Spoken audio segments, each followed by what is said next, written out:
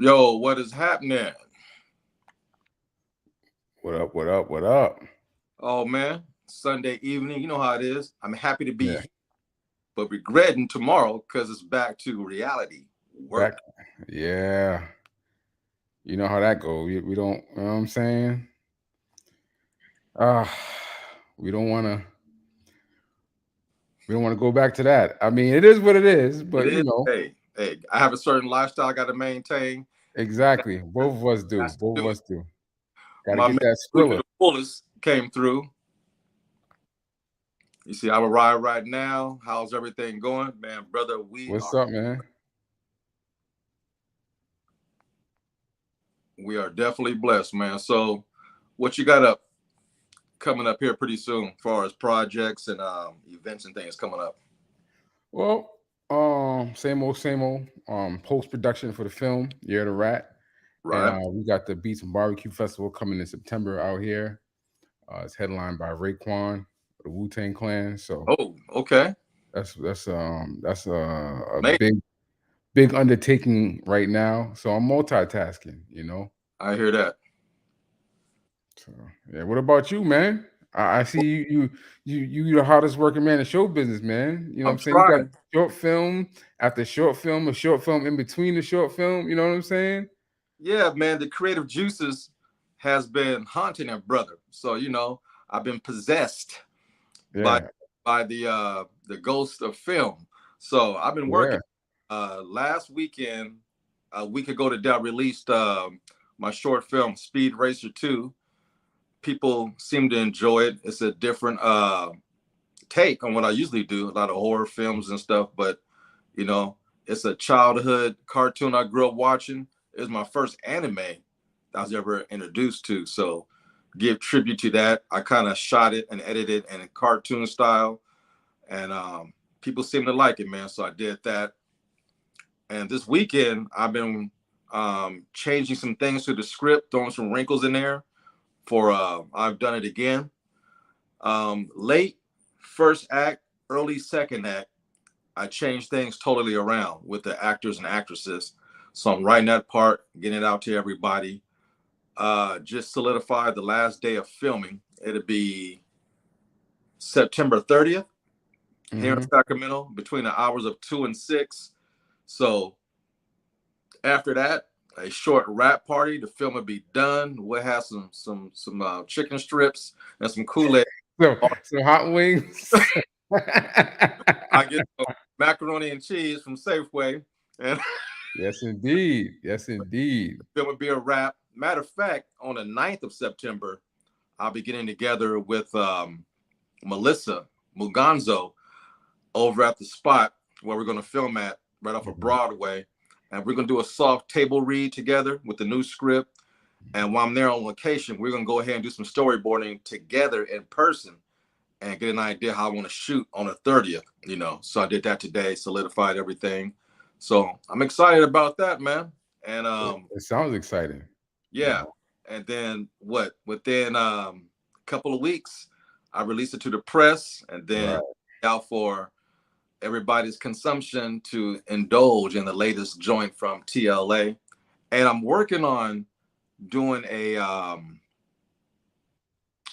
premiere at an art gallery that I used to host poetry at. So I'm gonna get in contact with the curator and the manager and maybe do an actual red carpet, I like to call it black carpet premiere for the movie. And it'd be a free event. Everybody can come for free.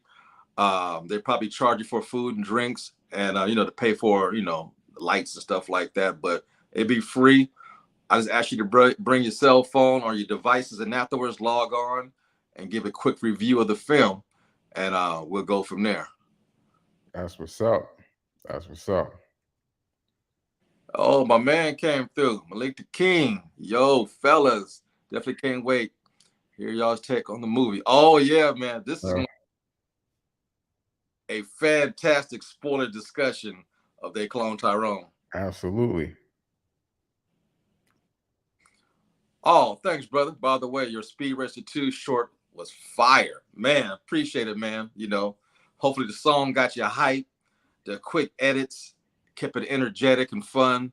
and showing off some skills. You know, just having some fun, man. Thank you, I appreciate it. All right, yeah, that was definitely Speed Racer 2 was fire, man. That inspired me. Oh, right You on. know? Well, don't go out getting a ticket now. Hope it inspires you. No, Not the speed on the street. it inspired me on a film tip. You know what I'm saying? A filmmaking tip. You did the damn thing on that, man. Right on, right on. But man, I know the hype all weekend was for Barbie and Oppenheimer, but boys from the hoods, we were looking forward to another joint. Yep, They Cloned Tyrone. They Cloned Tyrone, and ever Yeah. since I seen that first trailer, and it's perfect timing because Jamie Foxx was going through some health issues. He's finally getting healthier. I seen a little video he put out. You can tell he's lost some pigment in his skin, lost hair around his eyebrows and facial hair. But he's talking. He's healthy. He's actually cracked up some nice jokes. And for this, so this film to drop the same weekend, he did that little clip. Man, bless Impeccable him. timing. Glad you're still here. Yeah, man. We wasn't ready to lose Jamie Foxx, man. No, hey, my man said Vin Diesel might hit you up in Fast 11. Hey, man. Tank top. Give me some glasses. Got the bald head. Yeah, got the deep voice. You know. Plus, I would love to work with Michelle Rodriguez for any reason. My God, like she be in the passenger seat. I'll be driving like this, looking at her the whole time. You gonna crash, huh?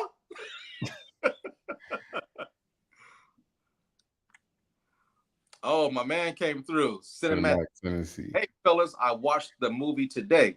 Oh, cool. Nice. Perfect. So we won't spoil anything for you, man, because, you know, and I noticed a lot of YouTubers are doing spoiler reviews damn near the day the movie comes out nowadays. So yeah, I guess that's just the way it is. But this premiered on Netflix, and you seen it prior a week ago in theaters, right? Yeah. So what happened was they screened the film at the American Black Film Festival in Miami, I think it was, like last month in June. Mm-hmm. So from there, the word of mouth was nuts. And I knew that the writer-director of the film, Jewel Taylor, has done a lot of previous work for some good properties.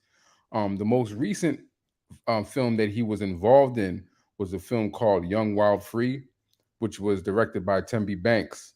And I saw that at the Sundance Film Festival. And I was in love with that film, you know what I'm saying? And he's the writer. He wrote the script. You know, he wrote the script, and then Tembi got the script. She like punched it up. She added her little nuances to it, and she directed it. And so I was very, very, very impressed with that film. I love it. I hope it finds distribution sometime soon, because that was, to me, that was a sleeper of Sundance. Anyway, so when I heard about the word of mouth from They Cloned Tyrone on the African Black Film Festival, the American Black Film Festival, excuse me. When I heard the word of mouth from that film festival, I was like, yo, I gotta see it. I gotta see it. So, like the week of the limited theatrical release, I'm hearing that, you know, it's real low key, that, you know, Netflix isn't promoting the theater. I'm like, what? They having theatrical releases of this? I'm like, I doubt it's anywhere close to me. So I check on, because I use an app called Atom, ATOM. I swear by it. So I used an app to see if it was screening, and sure enough, it was screening in Cambridge at the Kendall Square Cinema, which is a great independent theater out here in Massachusetts, in the Boston area in Cambridge. So I'm like, you know what? I'm gonna buy a ticket. And it's my son. My son's watching. My son Saeed, he's watching. He just commented, and I took my son Saeed to go see. We did a double feature that day. We did Mission Impossible in the morning, and then in the evening we went to take that hour drive to go see They Cloned Tyrone. Oh, It's Saeed. That's my little film buddy. You know what I'm saying? I mean, I grew up taking. Oh, I had him grow up watching films with me. So yeah. that's our thing. That's our bonding thing. So we went to go see They Cloned Tyrone, and we loved it, man. It was an excellent film. And I just knew that this was a movie that required multiple watches. And so I'm glad, we got the theatrical experience. I just wish I had a packed theater full of black folks because that would have set it off. Yeah. However, being able to watch it on Netflix multiple times thereafter was beneficial because this is a film that has a lot of nuggets in there that you kind of have to watch a couple of times to kind of grasp the different things that are transpiring in the film.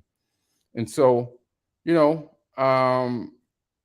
it was a great, great, great film, man. And I'm glad that it's doing this thing on the social media sector. I'm glad that it's trending, and I really hope that brother Joel Taylor gets some more work after this. After when the strike lifts, I want that brother to shine, man, because he's worthy of it. Very talented brother. Definitely, man. Because I remember hearing about this movie like over a year and a half ago. Mm-hmm. So, and was it with Netflix then, or was it just floating around? I think it was with Netflix because initially, like I was telling you earlier, he pitched it to Monkey Paw. I'm not sure exactly what happened, but Well, I it tell found its way. It found its way. It you, found its way on Netflix. Us came out. Us, exactly. That's too similar. We can't. No, that's like Right. Deep Impact and the other movie that came out the exact same year, a couple of months apart. Armageddon. Armageddon. Armageddon. That was Yeah. crazy. Yeah. I'm pretty sure. I mean, that probably. I'm pretty 100% sure that was the reason. You know what I'm saying? Right. But man, we had a come to Jesus moment today when we spoke about the two films. We had a strong come to Jesus moment, and Jordan Peele's my man, 50 grand Ooh. running 1,000 miles in the sand. But god damn it, man. I think both of us came to the same conclusion, and we had to be objective about it. And it was killing me to even ask you this question, right? Right. But the question had to be asked. And matter of fact, I didn't even have to ask the question.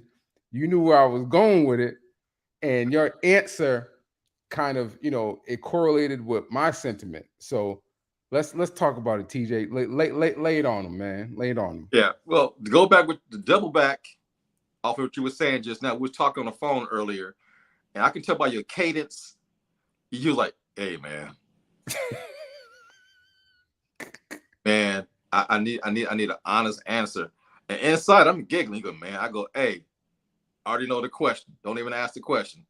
And my answer is an astounding yes. You like, oh man, yeah. Because me and Cy, we are diehard fans of my man. We love Get Out, we love Us, and we love Nope. I mean, that's my guy right now. That's my second coming of Spike Lee. And I would defend him to the end. But, I'm kind of biased when it comes to him. But this was the first time I was challenged about a similar film, which one is better. And hands down, They Cloned Tyrone blows Us out the water. And I think the reason why the end is not so ambiguous, it's understandable and it's understood where the ending went. So people got it because the majority audience needs to be spoon fed. They're not people who critically think after a film is done. And my man who did Us, he makes you think. My man makes you think all the time. And I appreciate that. But the general audience is like, look, I paid money. I want a beginning, middle, and end. Right. No fluff. Yeah. And this movie does that. And it's funnier. The cast of characters are more likable than The Family and Us. I'm like, hands down, across the board, this is a better film. So that was our coming to Jesus moment earlier today. But hey, hands down, it's my favorite film of the year. Same. Soundtrack just took me back in time. And going back in time, this movie had me confused on the first watch. Like I told you, when I watch a movie multiple times, the first watch is purely out of just being a fan of film, going to the cinema or watching it at home, turning off all the lights, get the popcorn and M&Ms with peanuts in them on display, and watch a film and enjoy it for entertainment purposes. As a director, the second and third time I'm dissecting the film, and the first thing I noticed on the first watch, I'm like, okay, takes place in the 1970s. Wait a minute, 70s neon lights on hotels? That don't make sense. Right. And then the flip phone got me. And every time that black SUV would come pick up a body, it was a modern day Chevy. I'm like, engines didn't sound like that back then, and vehicles didn't move like that through the streets. Mm-hmm. Then they were referencing movies like Kevin Bacon and Hollow Man. I'm like, was Mm-hmm. 95? Right. So they dressed like the 70s. They're referencing movies in the 1990s, but they got cell phones from the 2000s. And I just finally came to the coronation that I get it. It's not a period piece. This is a stylistic choice that the director chose to use the movie. I'm like, now I get it. It's just stylistic and never been done before. Do you know, I was thinking, I watched it a second and third time today, and I was thinking about the conversation we had about that. You know, the whole stylistic choice with the anachronisms of some of the items that were in the film, like the flip phone, the box TVs, and I started to think further. And aside from it being, because I agree with you, I do think it's a stylistic choice. But I think aside from it being a stylistic choice, I think that may have some bearings on the plot, because when we think about it, those, the powers that be in the underground that are controlling that whole environment, they were kind of creating a dynamic in that environment that was, based off a lot of stereotypes. So for them to continue to give them like old tech, that they're familiar with, them seeing like so far back, for like 20 years, because they've been working on this for decades. So I don't think they updated the technology when they started creating this ecosystem. That makes sense. Yeah. And we just also on the phone that Glenn, I take it as a made up city, Mm-hmm. and it sounds like it's from the South by the accent Exactly. and the Absolutely. people, how they look and talk. And no disrespect to the South, but being from the West Coast, I swear to God, sometimes they seem like they're 20 years behind. I got cousins that live out there in the South, and they're like talking about Piggly Wigglies, and we got AM/PM out here. I'm like, oh, Piggly Wiggly. And Piggly Wigglies is like grocery store, gas station, pharmacy. It's everything, and they've been around for years. But Yeah. some of their radio stations are hip. Some of them are not. But it seemed like they're like just in a verbalization, and we go back and forth on the phone. Dude, y'all stuck in the past. I thought about the same thing. Like maybe this city is so well kept as a secret that this government agent underground is able to keep it in the time zone that everybody feels like they're just trapped in the 70s, because the way they behave, the way they talk, it remind me of the 70s.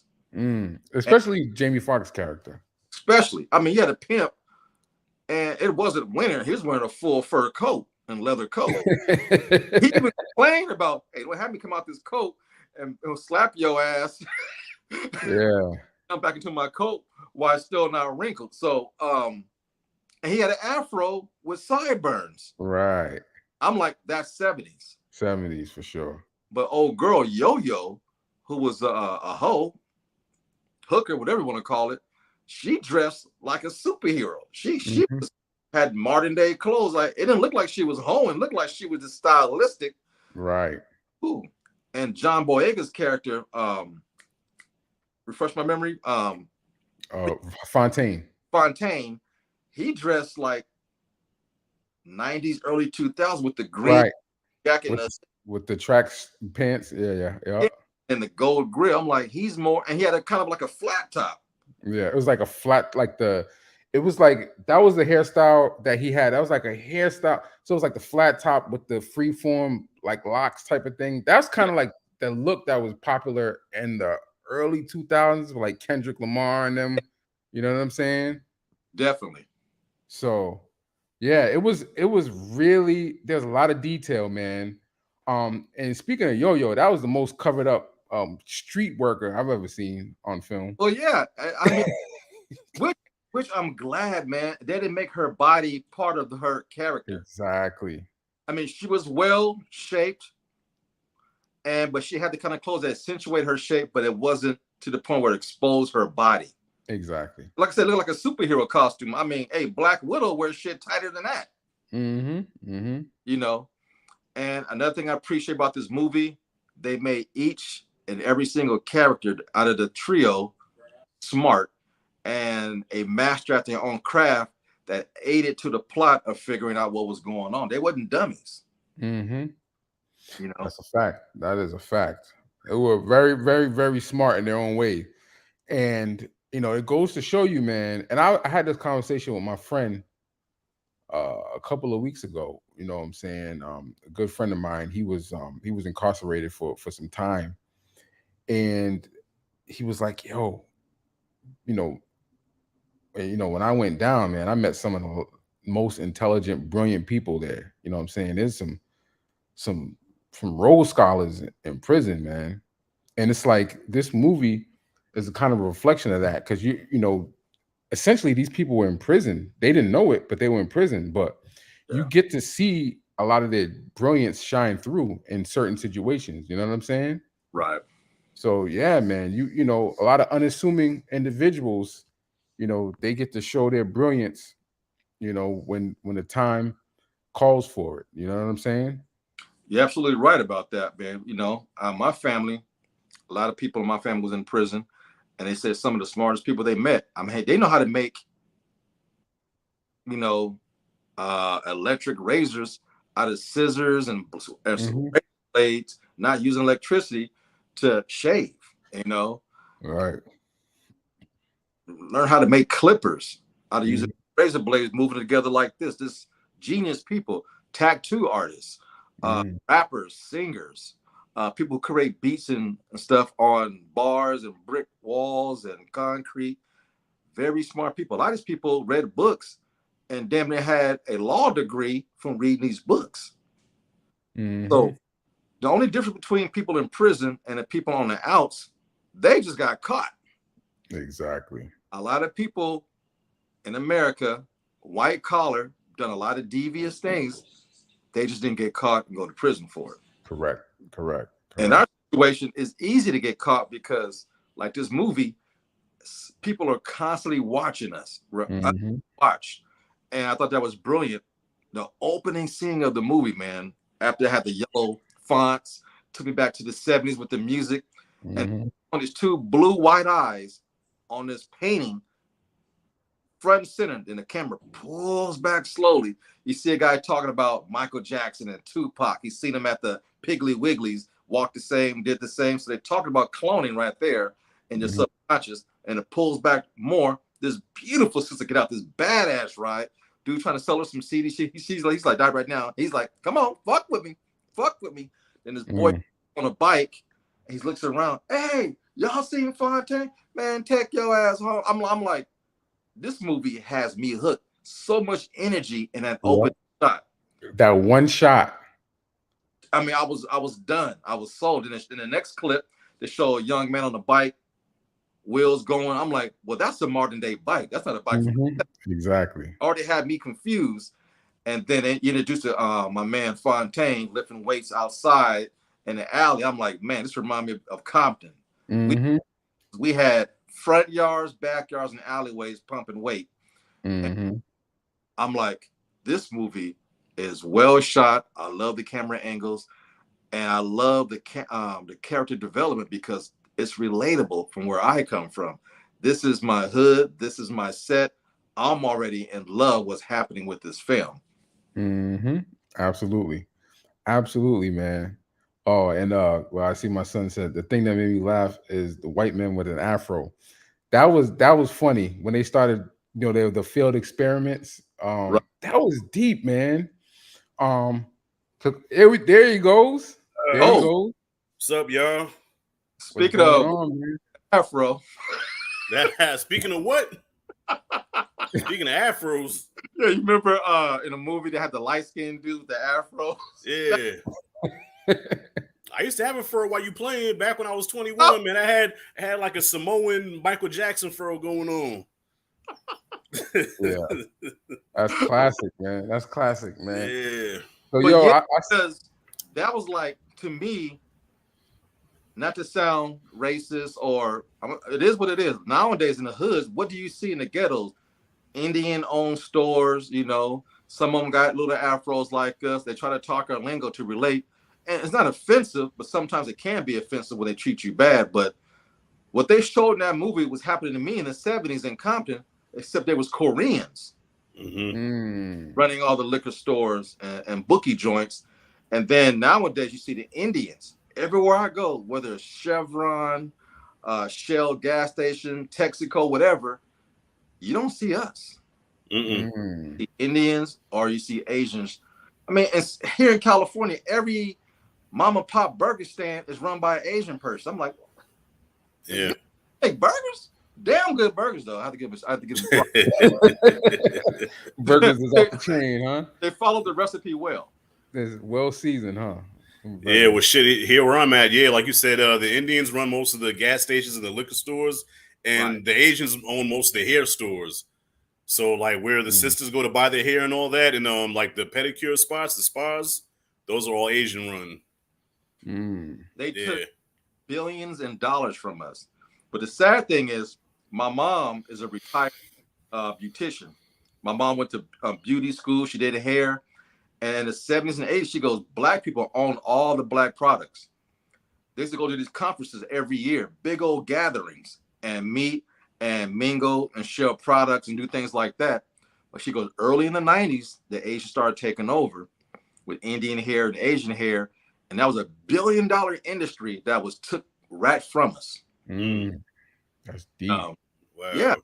You remember in the back in the days when Soul Train came on, they showed commercials like what was that? Stay Soft Fro and stuff like that. You don't see Black commercials doing hair no more.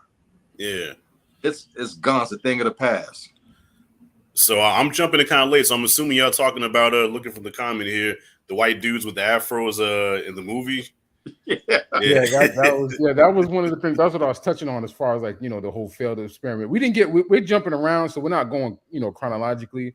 Okay. As far as the movie goes, we're just jumping around, man. We was talking about Rashad. We was talking about how we like this movie better than Us. Yeah, Jordan Peele joint. I said that in my half drunk review. Yes, I did. This is I would never in a million years think by the trailer that this would be a better film than Jordan Peele's Us. And for those that are watching it, the reason why we're comparing it is because it deals with cloning and it deals with the above ground and underground dynamic of the clones, as it pertains to the dichotomy of the originals. This is a sleeper smash, yo. This film is a sleeper smash. Facts. I knew it was gonna be good. Like the word of mouth got me, but I didn't think it was gonna be this good. To where I'm saying that this is the best movie of the year so far. You know what I'm saying? Like, Barbie. I haven't seen Barbie. I saw Oppenheimer last night. That movie kicked my ass. I was dozing off. Better you than me, fam. You know how I gets down. For sure. I told TJ I hit him on the text. I'm like, how much money you want to bet Rashad G fall asleep on Oprah? But I didn't do it to myself though. I don't know. I just didn't feel like going to the movies, man. I had no desire to see anyone. I mean, I'm gonna watch them eventually, but I'm like, man, I'm gonna stay home this weekend and watch They Cloned Tyrone instead, man. I don't feel like sitting in the chair for 3 hours watching a dialogue-driven film that, I'm pretty sure because Nolan is a master filmmaker, so I'm pretty sure the film looked beautiful. I'm pretty sure he did some things with the camera that's like out of sight, but I just didn't want to sit through a whole 3 hours worth of yap. I sat through it for you, and I was struggling. I was the first 15 minutes because I wanted to be part of the experience. I didn't see it in IMAX because all IMAX was sold out, but I was in the like the 4th row, so it was pretty much like IMAX. Right. But you know what I'm saying? So I just wanted to check it out. I'm a film connoisseur, and I was just like, oh my God. Oh my God. Something you said that reminded me of myself this weekend. Leading up to this so-called blockbuster weekend when you got Barbie, Oppenheimer, they nicknamed it Barbenheimer. I'm like, where is this shit coming from? Yeah. Like some kind of made-up holiday for film all of a sudden for the summer. I'm like, well, where is this shit coming from? No offense, Barbie was never on my radar. And Oppenheimer, I'm not a Christopher Nolan junkie, but I do appreciate his films. I only like his Batman trilogy, and I only like Inception. Everything else, for me, can kick rocks. I didn't like Tenet. I appreciated Black Man being in a role, but I didn't like Tenet. I didn't like Interstellar. I didn't even watch Dunkirk, so I can't even speak on it, but I didn't even watch it. Dunkirk was good. You didn't like Memento? Memento was really good. Magnolia? Inside joke. Okay. I did like that, but this is what I was telling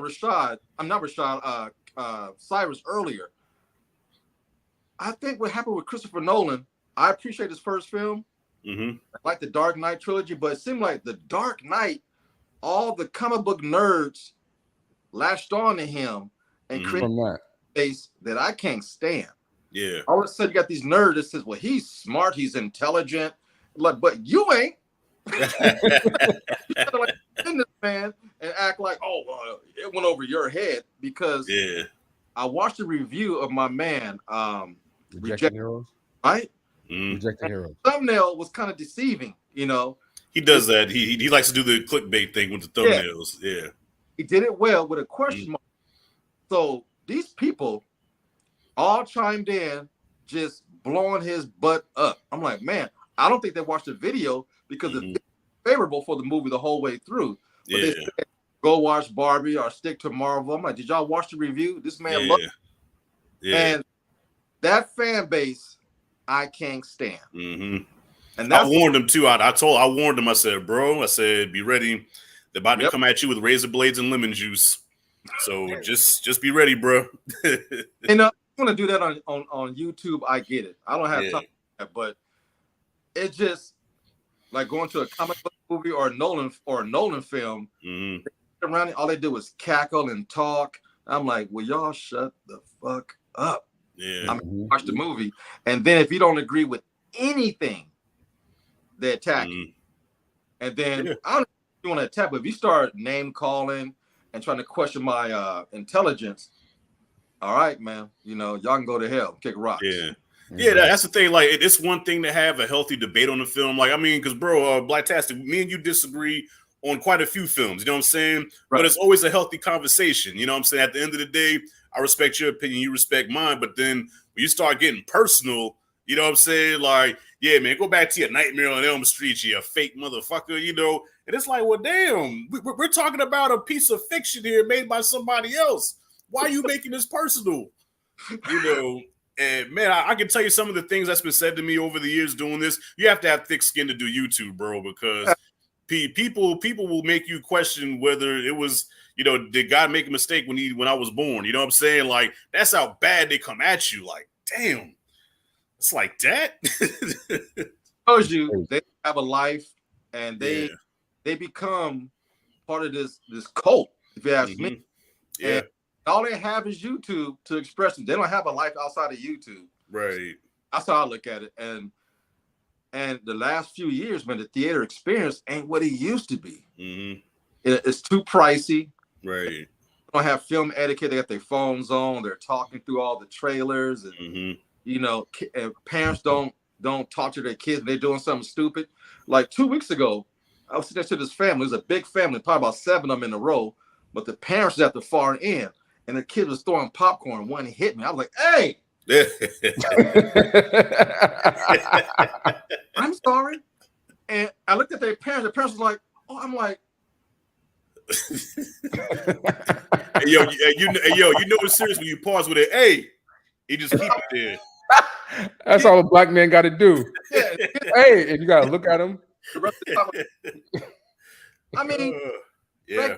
kids, and they still. It's like Johnny. I'm like, Yeah. have to count to 10 and take a deep breath, man. I want to pop them little motherfucker. Pat ass. You know, ain't doing shit. I'm gonna slap you. I'm gonna slap your daddy. Damn. Well, you know, speaking of the theater, like this weekend, Huh?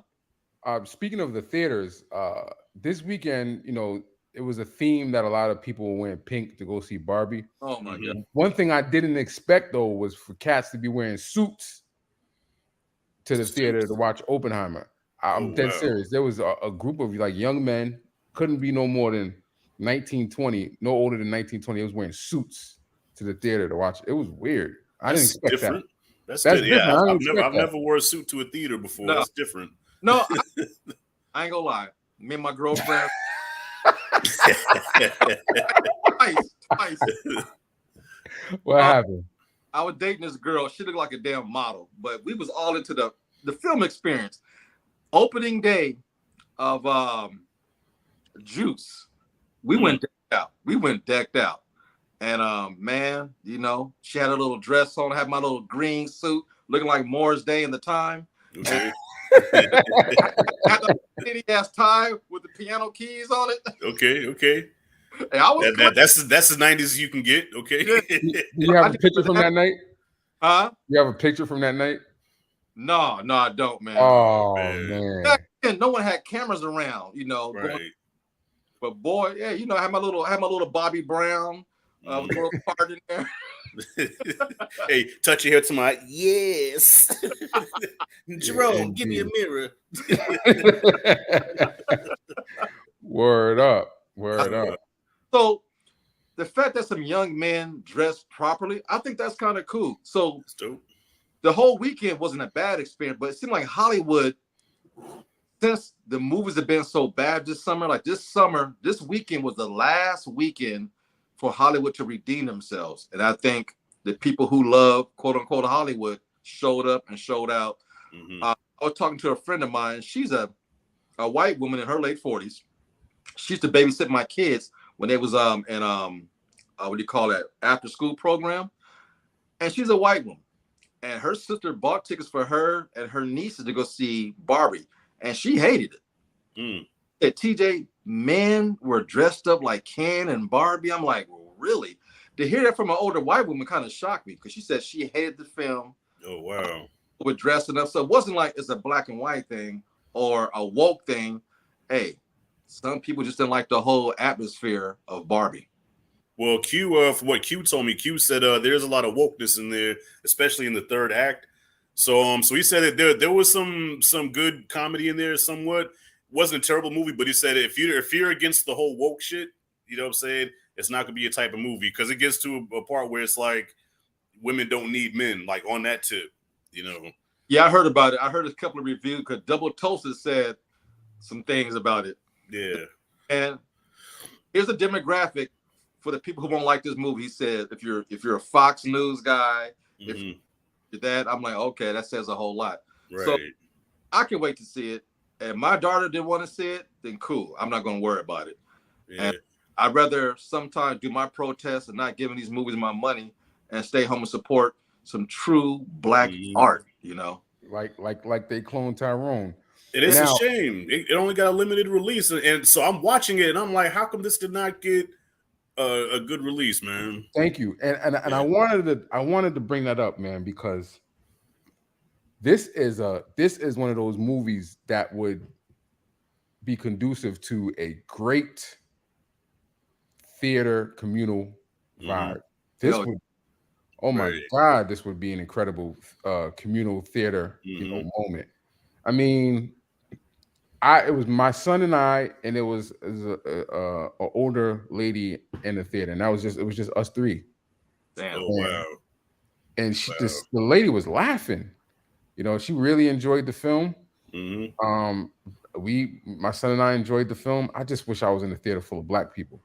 Yeah, that would have just brought it over the top. This is one of those movies, man, and I wish Netflix kind of released this differently. I wish that they released it in theaters as their main go-to, and then released it on Netflix later. You know what I'm saying? Like they kind of did. They released it last week in theaters, but I wanted it to have more time, man, because this is more screens. Yeah, but you know what I think it is. My personal opinion. I think that Netflix, even though thank God for them, they show a wide variety of films from all different cultures or whatever. You know what I'm saying? Especially for us black black filmmakers. But I feel like they don't have confidence that it'll do good at the box office. You know what I mean? So it's like, okay, well, we'll kind of test the waters out and put it out there, but we know the audience really is at home because really black people don't go to the theaters. So we're repeating the cycle of the 70s again, where they didn't think black people went to the theaters until Sweetback came out. And when Sweetback dropped, oh, wow, so black people do go to the movies, huh? So I think it's going to take another big black film to give the studios that confidence to say, okay, we can put this out now because we know people are going to go see it. Because they did the same thing with Shaft 3-4 years ago.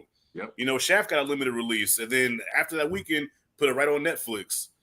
So I think not only do they not have confidence in the movies to release it on screens, but also they don't even know how to market it. Like, how can we? Because, dog, it's a sci-fi, satire, mystery, comedy. I'll tell you one thing. Like, how do we market this movie? Right. This would have killed on Juneteenth weekend.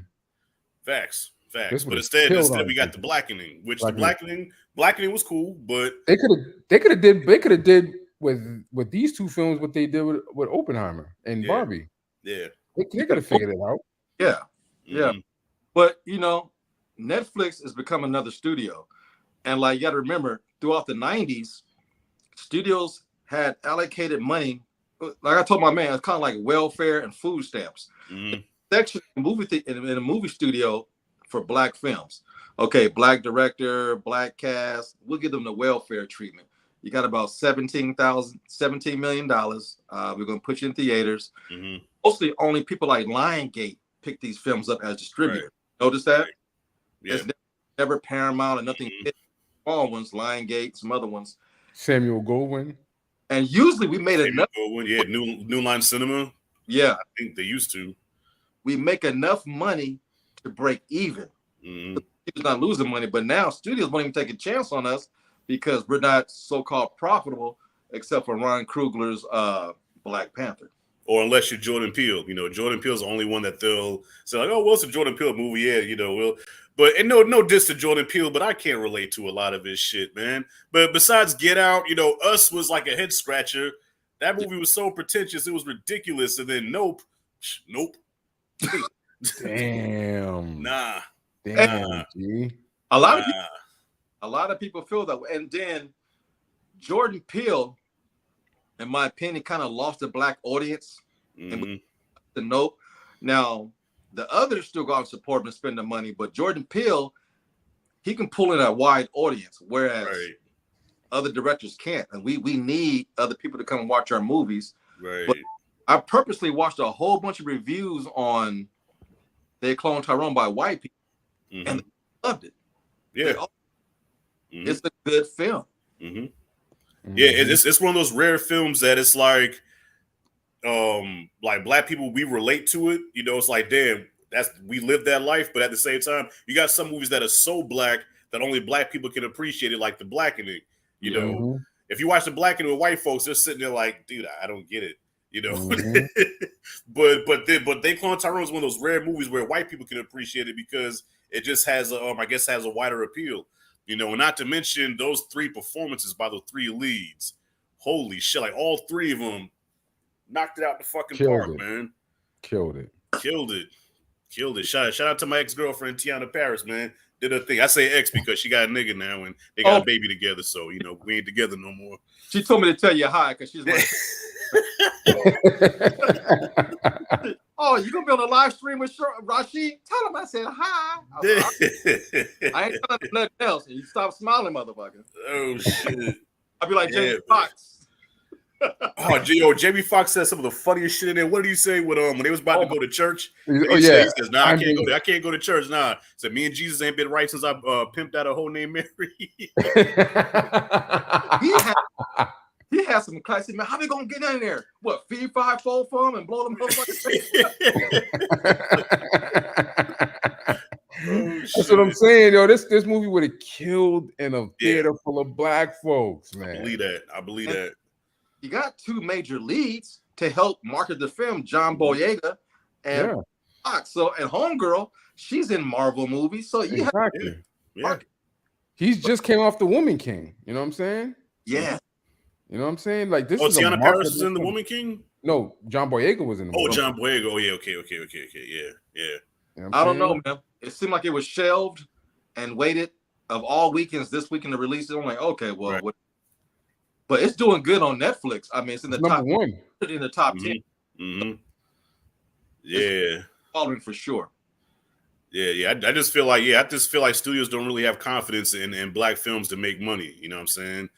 I mean, even The Blackening, the Blackening did turn a profit. I mean, it wasn't like a big, like blockbuster, but I think it had a $8 million budget, something like that. $6 budget and made 3 times its budget. Right. So it's profitable, but I don't know, man. You know. I think it's going to take another Boys in the Hood type deal to, put us back on the map and say, hey, let's put out more black films in the theater. Because remember, after Boys in the Hood came out every summer, there was always that one big black film that came out that summer. Yes. You know what I'm saying? And then it just died out after the 90s went away, That's a good point. That's a good point. Yeah. Yeah, man. That is true. But yeah, man, I think this movie was real deep, man. And it's definitely a multiple watch. Now, Rashad, how many times did you watch this film? Twice. Yep. Twice. I watched it Friday, and then I watched it today before I went to work. I don't know if it's just me, but I feel like it gets better every time I watch it. Oh, it does. It does. Yeah. I watched it 3 times myself. Today was my 3rd time. I'm finding new things again. Yep. Man, I'm like, what I did this time, I paid attention each watch to a different character and really focus on it. And I'm like, I learned a lot more because Jamie Foxx's character is sharp. Yeah. Hence the name, right? Right. Pun intended. Yeah, but he's clever. Yeah. You know? And how he figured out, because he's a cocaine dealer. He got that white powder. He said, it ain't snow, but I can still ski. And he caught himself laughing and giggling, saying all kind of little flavors and stuff. Right. And at the restaurant that was eating chicken, he was like looking around like, man, I ain't never heard you laugh. Matter of fact, I've never heard you laugh in all the years I've been. He was looking at him and looking around, heard all the laughter, and he knocked the chicken off the table. He said, hey, man, it's in the chicken. It's in the fucking chicken. Yeah. I'm like, I'm so glad it made each and everyone smart. And Homegirl, she was a modern day black Nancy Drew. That was cool. Yeah. That was real cool. Right. Of course, John Boyega, he's just going through the motions because he's the one that's been cloned. But once he figured it all out, hey, let's go get him. You know? Yeah. I don't know if it was meant to be funny, but the scene when he first gets shot, I don't know, that was like funny as hell to me. Because first of all, I'm thinking, why are you getting out the car, bro? Like, if there's enough distance, back that much. Like, dude, like, okay, when he got shot, he gets back in the car, then he wants to back up, right? But by then he's all fucked up. But I'm like, dude, when he got out the car, and he gets back in real quick and tries to back up. To me, that was hilarious. Yo, let me ask you this. Yeah. This is what I'm hearing, and this is what I saw on a breakdown review of the film. The scene the following day after he gets shot, where he wakes up and he goes to the liquor store and he sees the brother walking down the street from a distance with the white bloody shirt. Yeah. That's supposed to be him. That's supposed to be him, yeah.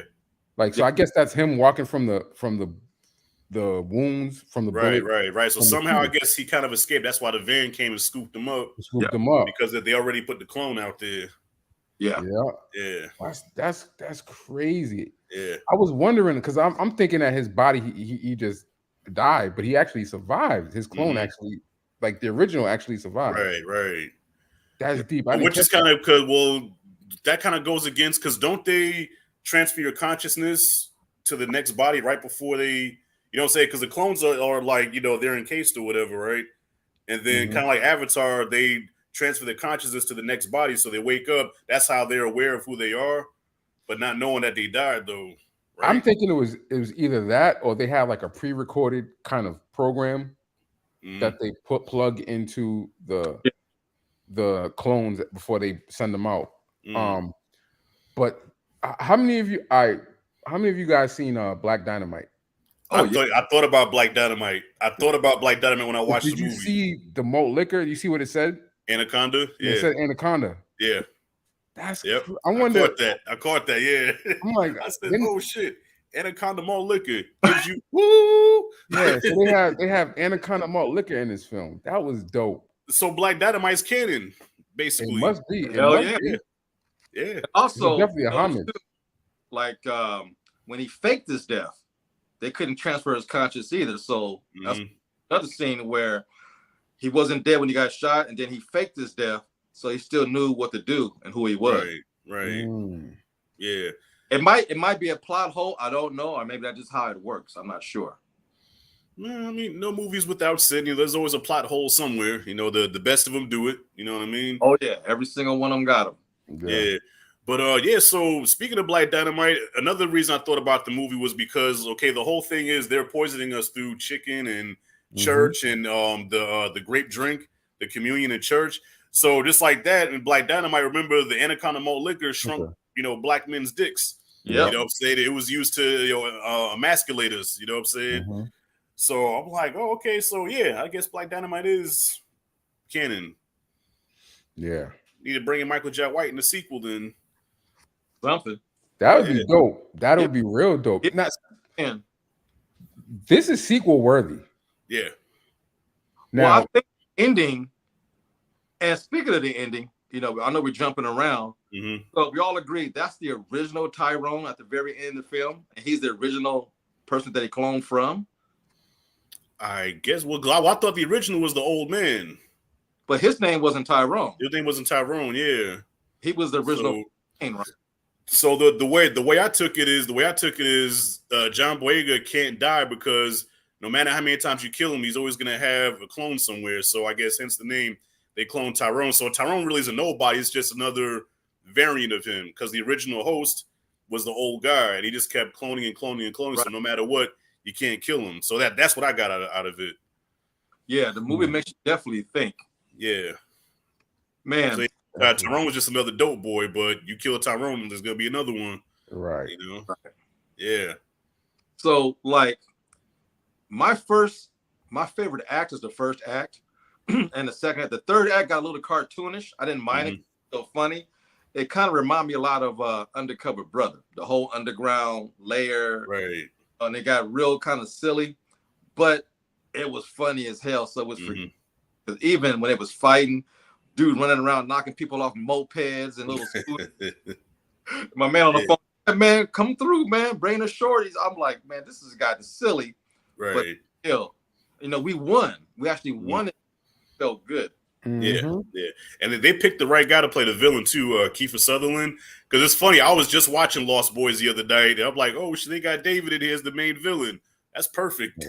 Yeah, what's that movie? He played a racist with Samuel L. Jackson, and they raped his daughter. What movie was that? Oh, it wasn't A Time to Kill. Was it A Time? It wasn't A Time to Kill, right? Was it A Time to Kill? Was it? Yeah, and it had Matthew McConaughey. Yeah, it was A Time to Kill. Yeah, Sandra Bullock. Yeah, he played that character. I'm like, man, this he plays a good guy to hate, man.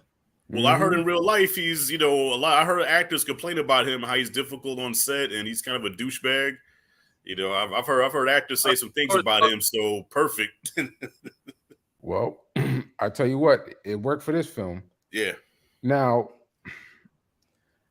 I gotta watch this movie again because the original, like the old school, the OG Fontaine, when he was going, like he was giving out the exposition. When I saw it the first time, I'm trying to kind of pick up what he was putting down. Right. But it was this time that I realized, like, so what I'm gathering from what he was saying was that the program that he implemented was, the main objective was to turn the Black residents of their, cities into white people, right? Through generations, right? And the white people that we see with the Afros, those were the failed experiments. if I'm not mistaken. I think that's what I think that's what it Yeah. is. That's deep. But so I guess they're basically turning them white so that they can assimilate and have, and from their vantage point, have like a better life and create better communities. It's real deep, man. Yeah, I gotta watch that again. It's funny that you say that because I have a very racist member in my family, and I know it's just kind of fucked up to say a black racist, but I got to say this motherfucker. This is a black racist. So there's a racist in my family, right? And they have a theory that white people are mutations of us. They say like, yeah, why do you think they skin is the way it is? See, that's why our skin can take the sun. Because we're melanated, because that's our nature, that's how we're made. But white people are a mutation of us going wrong. And I'm like, Auntie, you can't say that, man. But I mean, she broke it down deeper than that. But the way she breaks it down, you're like, shit, is that true? But I'm like, come on, you can't say white people are mutations. I mean, well, I'm not going to say anything on YouTube. But I will say there's some books. I'll send you some links, but I would not say that. I would not say that on YouTube. Okay. And I feel you, Rashad. I feel you, Rashad. You cannot say that. You can't say that. Yeah. You can't say that. But man, if my aunt was on YouTube, I'll forget about it. She doesn't even call them white people. She calls them Edomites. Okay. Yeah. Oh, yeah. She says it's in the Bible. Yeah. Yeah, that's true. Yeah, she calls them Edomites. If one of my family members dare bring a white girl or a white dude home, she will pull you aside and she will go to the Bible on why white people are evil and nasty. You shouldn't date that person. She is bad, man. I don't know what happened to her, man. But yeah. That's a lot. I was scared to show all my ancestry, man. My ancestry shows that I'm 30% colonizer. You know what I'm saying? I was scared to show that shit. I said, if Monty know I had some white blood in me, oh shit. That is. Yeah, well, it adds up to 30%. Like I got Scottish, Wales, Ireland, so it's like 3% here, 4% there. But when you add it all up, it comes up to 30. So I'm like, damn, 30% colonizer? Damn. Yeah. Man, he said, woo. And the soundtrack was fire. Yes, it was. Yo, the original music, yeah. Ross, they was playing some jams I ain't heard in a minute. Yeah. Saturday Love, Alexander O'Neal. Yeah. When Fontaine pulled up playing that, I'll be sure. Yeah. But man, what got me, I love the street hustlers, all the hoes on the street, about their money. Look, I'm trying to get some more money to go to college. Now, if you want to know what's going on, and the minute they put some money in their hand, she checked the $100 bill. Boom, she popped in the character. She was just here. Blah blah blah blah. They can't pick her up. I like everybody on the street was smart, and they all right. But remember how the grape drink had the powder in it, the hair products and stuff. I was telling my man, Cyrus, I think that little kid who kept drinking those Capri Suns, it was in that too, because and Fontaine snatched it from him, and that little kid got another one. Yeah. Like that motherfucker's hooked. Yeah. So that and I like how you say grape drink, DRANK, drink. Drink. Sure. Drink. Yeah. First said drinks. Yeah. OG who knew something was going on. He thought he was senile, but he knew. To go see the wizard or this and that. Right. That was cool too, man. In a lot of movies, we diss our elders, but they have so much street knowledge. We should really pay attention. They might be drunk or a little offbeat, but if you pay attention to the little messages in their speech, right, you get everything you need to know. Yeah, give them the tools to find the church and how Jesus was pointing to where the key was to put everything. I thought that was brilliant. That was storytelling. And you notice that was David Allen Greer being a preacher. Yeah. That's David Allen. That's it. Check out Leon Lonnie Love. Always playing a preacher, man. Killing it. He's killing it. Killing it. Yeah. Yo, man. With the Frederick Douglass haircut. I don't know if that was on purpose, but I'm like, they gotta look like Frederick Douglass on there. I'm sure it was. Yeah. And Fontaine's foe. What's his name? Isaac. Mm-hmm. That dude was dope.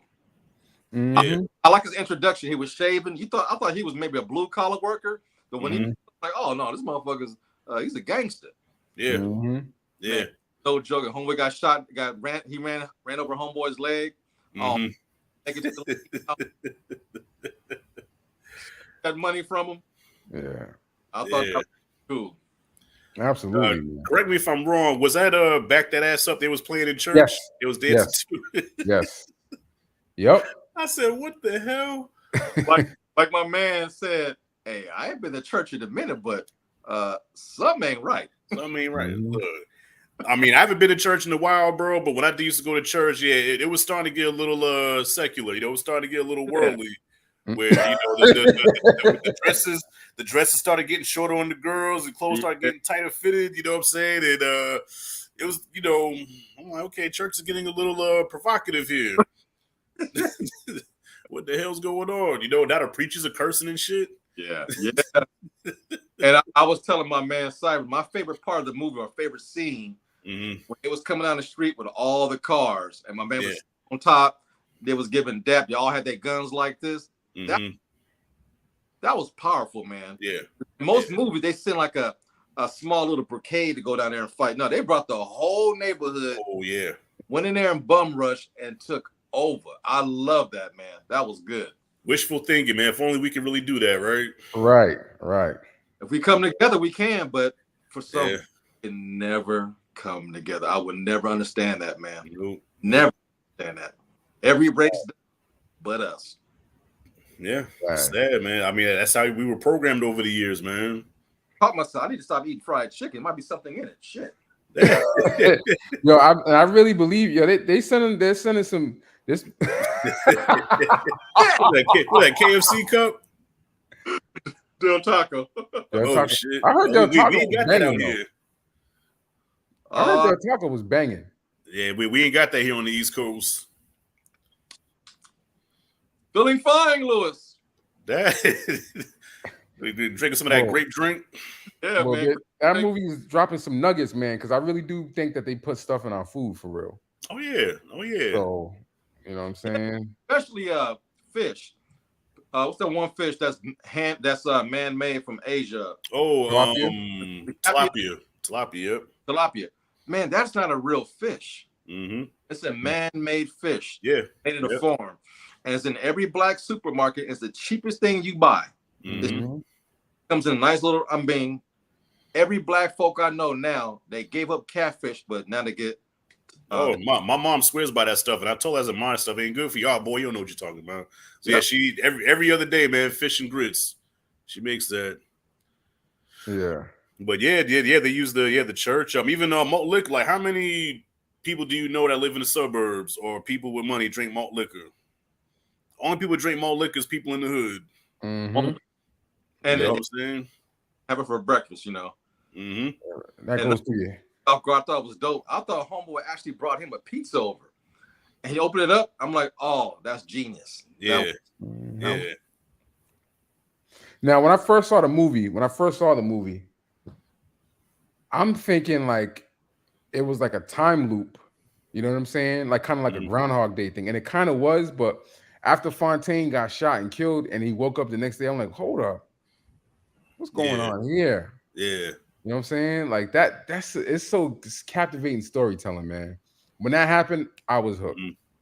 I was trying to figure out who Tyrone was because they kept calling him Fontaine, and the movie's called They Cloned Tyrone. So I'm like, well, who the fuck is Tyrone? Right. And we don't see him until the end of the movie. And it goes back to what TLA was saying, like that Tyrone at the end of the movie. There's got to be some type of significance to him. Just being. Yeah. Yeah, that's just the fact that he can't die. I think he's what Outkast is talking about. He's the prototype. I think so. Can you remember?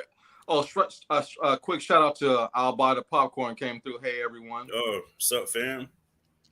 I think that newscast at the very end when he was in LA, that other variant that they found didn't look like Fontaine. His hairstyle was totally different. That you talking about Kiefer Sutherland's right hand guy? No. Whatever? Oh, at the very end of the movie when they said, "Hey man, Tyrone that shoe, and the guy they showed on TV, Uh-huh.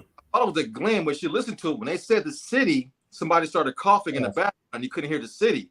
So that's either Chicago or Detroit, because that was a whole different person. And it wasn't Fontaine. The hairstyle was totally different. Because every time he came back, he had that nappy flat top. Yeah, okay. So there was something. I mean, I had to watch it again for the fourth time to catch. Like you said, there's nuggets throughout that whole movie that I still get to catch. Yeah. Well, it's a constant cycle. It's a constant circle because as long as they can keep the hood being the hood the way it is, they can keep running their operations underground. You know what I'm saying? But once you get rid of that and everybody starts doing better, they can't run this shit like they used to run it. So everything has to keep running on a hamster wheel, like an assembly line almost, to keep them in business. You know what I'm saying? So drug dealers and pimps. That's right.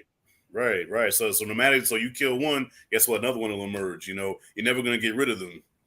It's not going away. That is so true. Yeah. Everybody goes to church, and the preacher essentially is God on earth. Everybody believes the minister says. Oh yeah. Listen, people will fight you over their pastor.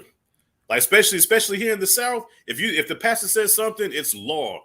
And if you say anything about it, I don't play by my man of God. They're gonna take off their earrings and stuff. They be ready to fight you. Yeah. Get Vaseline out, start putting on the Vaseline. You ain't gonna talk about my man of God. I'll fight you over my pastor. And I'm like, well, damn. So it goes God, Jesus, and then the pastor. Yeah, that's crazy, but yeah, but the stereotypes are real. Like I said, growing up, there was a church at every other corner. Then between the corner is a liquor store. Right. I'm talking 70s and 80s growing up. That's all I've seen. You don't see parks or recreational centers. You see liquor stores and churches. Yep. Unfortunately, yeah. So if you're not getting drunk, you're going to church. If you're not going to church, you're getting drunk. Or sometimes you go to church drunk, But yeah, man, and John Boyega's portrayal of a thug, I thought he did a damn good job. You forgot he's an African Brit. He played that part very well. I mean, he was hard. Yeah. The way he walked, didn't say a whole lot, but he acted with his eyes. Because that scene when he seen his double get picked up and shot, the way he was looking, he was like, he had his drink, he put his drink down and kept looking like, yeah. Then he shook his head like, okay, I must be tripping. But man, the way he came out the elevator, right? I mean, he was hard. Wait a minute, I love the scene where when he first approached Jamie Foxx about his money, and Jamie Foxx is like, nah, man, whatever, and he's like, well, we can handle it another way. Man, why's it gotta be black on black crime, man? we supposed to be getting along. Because at first he was talking cash shit to him, right? So what did he call him? What do you call him? A childhood motherfucker? something he called him. Childhood nigga. Yeah, childhood nigga. Yeah. So when he got up in his face, he was like, man, how can it gotta be black on black crime, man? What did you say? That's what I thought. Look back at his Yeah. Trying to save face. Walk past it. Y'all ain't shit. He said, man, in 1995, I got Player of the Year, man. Show me some motherfucking respect. Player of the Year. Oh, my God. I remember another reference to 1995. That and Hollow Man.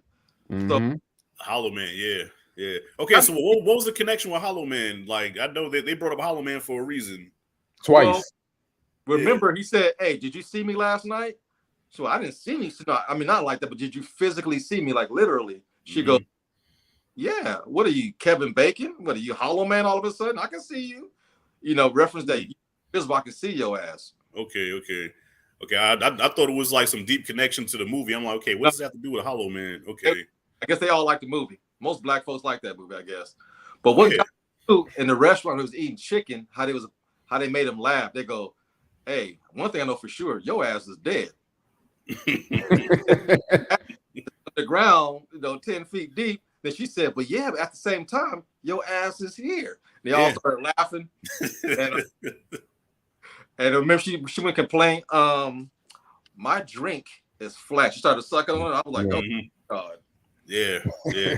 Oh, Afro white man went for it. Hook, line, and sinker. Word. Yeah. Now, do you think it's coincidence or smart marketing by the fact that the timing of this movie coming out, right? They cloned Tyrone, and Jamie Foxx getting over his health scare, where word on the street is that they cloned Jamie Foxx.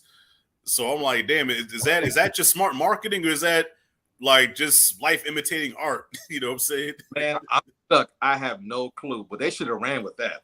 Yeah, They should have. They should have ran with it more. I think Jamie Foxx is trying to ham it up a little bit, but they should have ran with it even more. right. You know, but this movie was shot, 2 years ago? So it's kind of like perfect timing, the perfect storm. Perfect storm. Yeah, because that's been a conspiracy for years. Like, how many times you heard about your favorite celebrity where they say, "Oh yeah, that's actually a clone. That's not really him. Like, that's not Michael Jordan." Like, and what they'll do some stupid shit. Like, they'll take a picture of Michael Jordan at 22 years old, right? Then they'll put it up against a picture with Jordan at 40 years old. See, they don't look the same. Look how much bigger his nose is. I'm like, he's 20 years older, dipshit.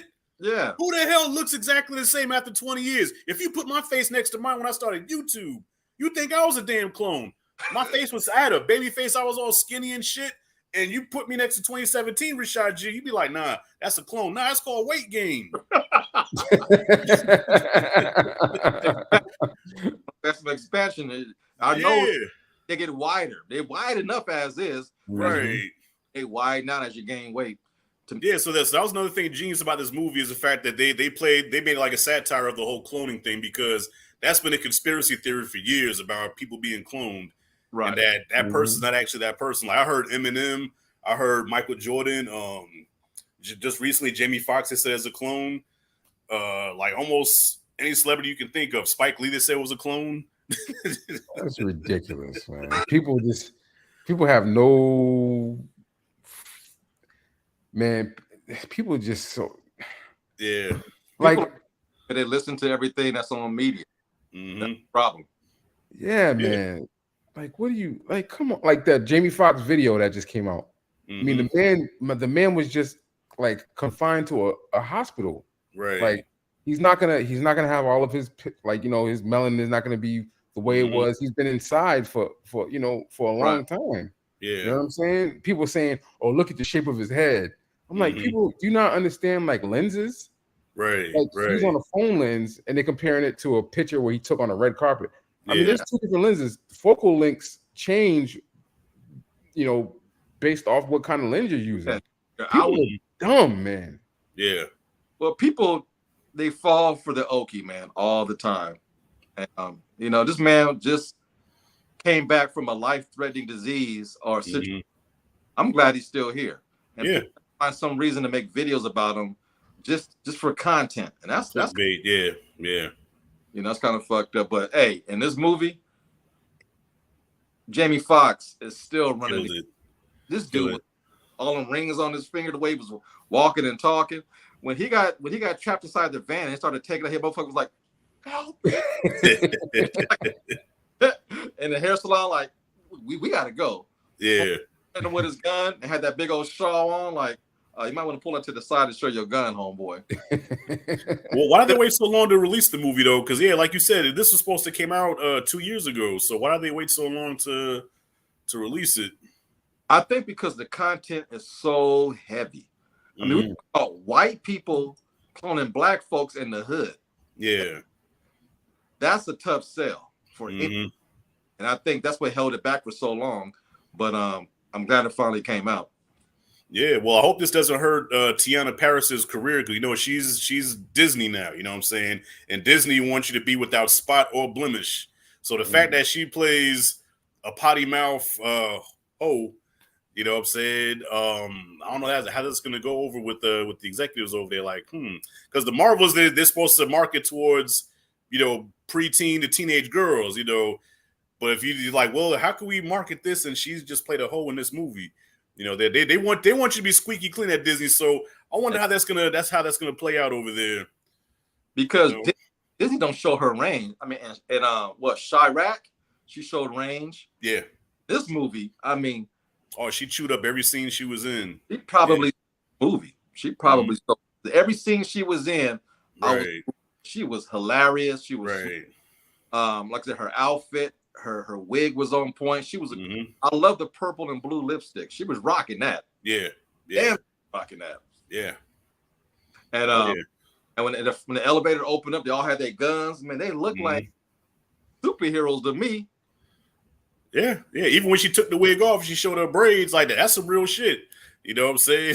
How many sisters you know? You think like that's the real head? They take it off. They got them 2 big ass braids going down here. Yeah. You know what I'm saying? What we gonna do? She goes, we gonna kill these motherfuckers. Man, she was hard. Man, she was scared. Man, she was, and she had the most heart out of the 3 of them. Facts. Was scared half the time. Mm-hmm. When Fontaine came back and seen what really happened, he kind of lost faith. He said, "Hey, Michael, I'm gonna do what I'm supposed to do," and she's like, "Really? Okay, whatever." Mm-hmm. It took her to get kidnapped for them 2 to come together and really put their heads together. Like, look, babe, we gotta get a girl. This ain't right. And then the street hookers gave us some advice and some information. And the plan was brilliant. He went to his enemy. Yo, man, I know this sounds crazy, but and the way they filmed it, you thought that was genius. Yeah. Wow. Yeah. But I thought that was nice. When they went back in time, I love that type of stuff. Yo, man. that was reminiscent of. I thought about Jackie Brown. That was reminiscent of Jackie Brown. How they did that. How they showed the same scene but from different perspectives. Yes. Yeah. I thought that was dope. I love it, man. Yeah, that's my type of shit right there. Yeah, so I mean, all right. So now the challenging question here. All right, so all 3 of us, we love this movie collectively. Flaws. Okay, is there anything about this movie? Okay, put your critic hat on. Anything about the movie where we could have done without that, or maybe we could have expanded more on that, or a performance that you thought was like, that didn't really fit. The only thing. The 3rd act is so outlandish, it kind of killed the tone of the 1st and 2nd act, but I didn't mind it. It kind of, like I said, it kind of reminded me of Undercover Brother. It got really cartoonish. Mm-hmm. When all the brothers infiltrated the place, you calling up people talking about, "Hey, come through. I'm chilling." I thought that was stupid. Those are the few things, minor gripes I had. Like that 3rd act. When they all rushed the place and got inside the underground, it got cartoonish.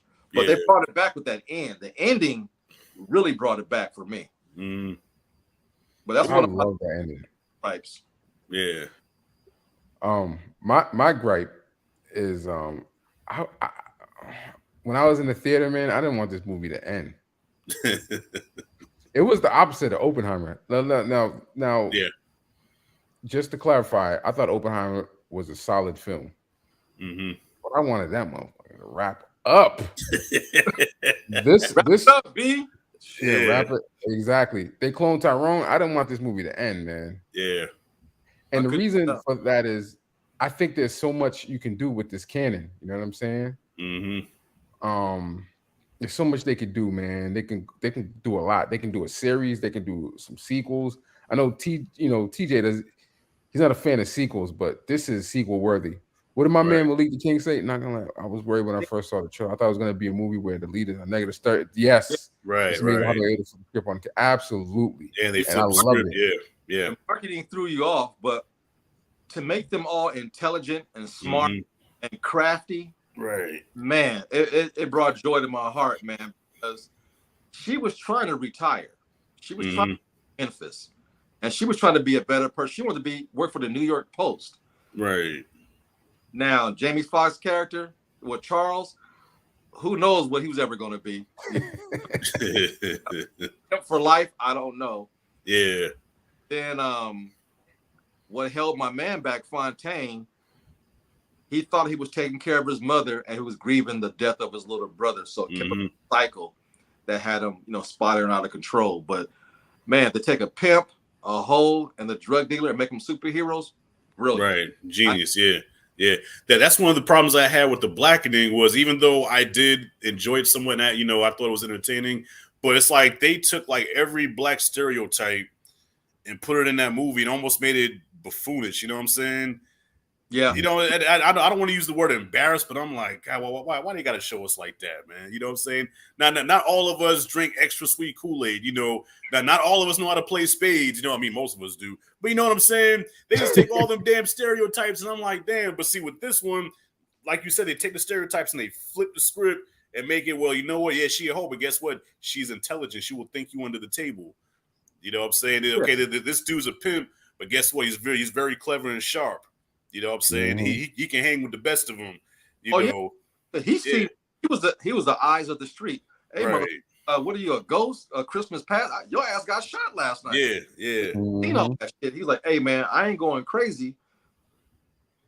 But man, and then on top of that, she was like, she grew up in her grandmother's house reading Nancy Drew books. So she was real smart. Right. She was there. Yeah. Very smart.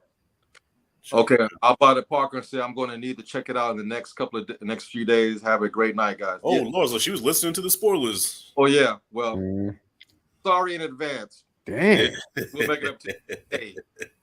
Hey, Stephanie, this is a great movie because she loved the blackening like I did. Hard comedy. Now, Stephanie, if you love black comedy the way I know you do, this movie will have your belly aching. It's a great watch. So look forward to hearing your commentary. Oh, I'm about to say, was that me? Nah, they about to clone T. I thought they was about to clone you, man. I'm there froze. Are we talking to TJ? We talking to your clone with right now, man. Well, hold up. Hello there. How you doing?